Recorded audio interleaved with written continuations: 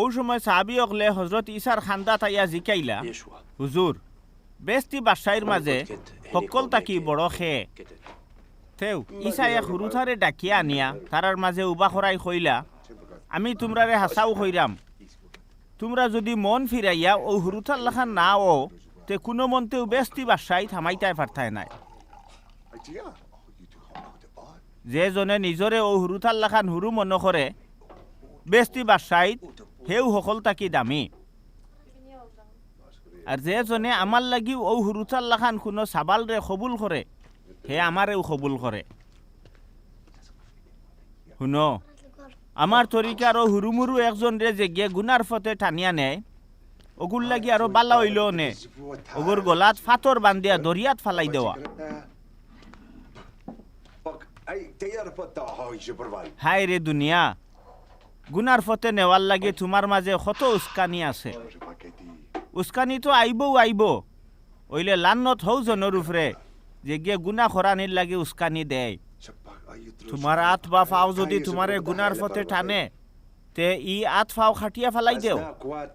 দুইও আত ফাও লইয়া দুজখ জ্বলা থাকি আতুর হইয়াও ব্যস্ত যাওয়া তোমার লাগে বালা।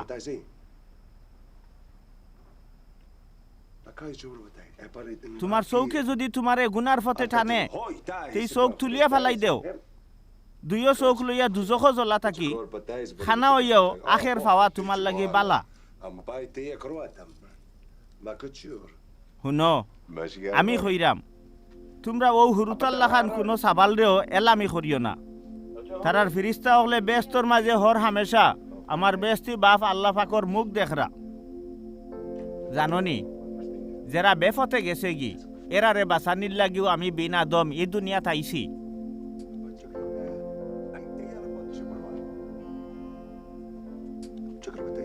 মনে করো কোনো মানুষের 100 গু মেড়া আছে, এর মাজর এগু মেড়া আড়াই গেলে হে বাকি 99টা বন্ধ থইয়া ও আড়াই লগু তুকানি যায় নানি।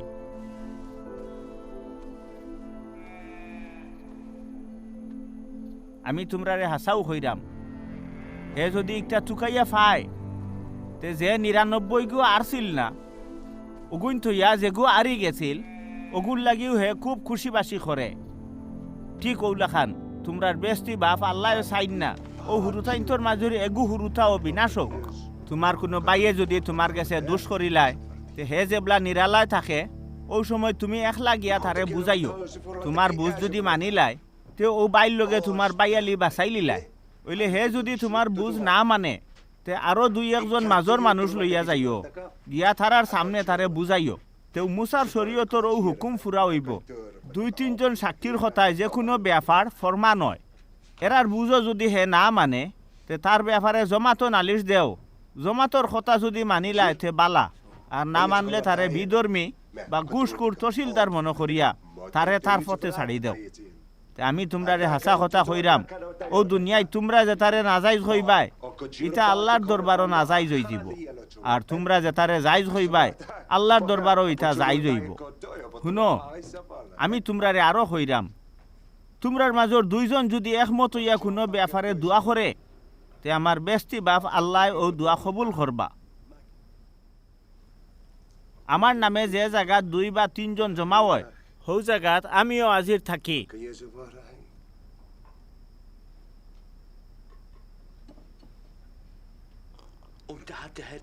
ও সময় ফিতরে আইয়া ইসারে কইলা, হুজুর আমার বাইয়ে যদি আমার গেছে বারবার দোষ করে তে আমি কতবার তারে মাফ করতাম?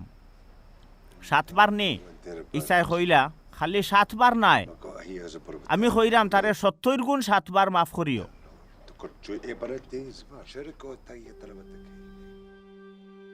শুনো, বেস্তি বাসাই ওলা এক বাসার লাখান যেন তান উজির নাজিরর গেছে হিসাব নিকাশ চাইলা।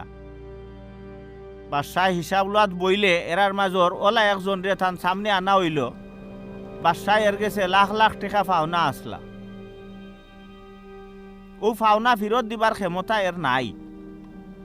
এর দায় বাদশাহ হুকুম দিলা হে সুদ্ধা তার বউ ফুয়াফুড়িন গুলাম হিসাবে বিকি খাইয়া সকল সয় সম্পত্তি বেচিয়া তান পাওনা আদায় করার লাগি।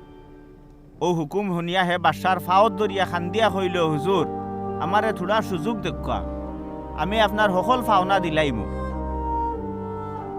ও তাই দয়া করিয়া তারে ছাড়ি দিলা আর সকল দেনা মাফ করে দিলাইলা।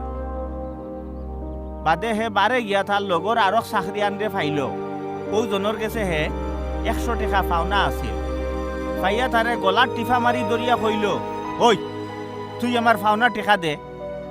হৌজনে তার ফাও ফড়ি মিনত করি কইল, আমারে থোড়া সুযোগ দেও, আমি তোমার সকল ফাওনা দিলাইমু। কইলে হে ওর কথা মানল না, তার টেকা না দেওয়া পর্যন্ত তারে জেলও হারাই তৈল। ইটা দেখিয়া তার লগর উজির নাজির অকল খুব বেজার হইলা।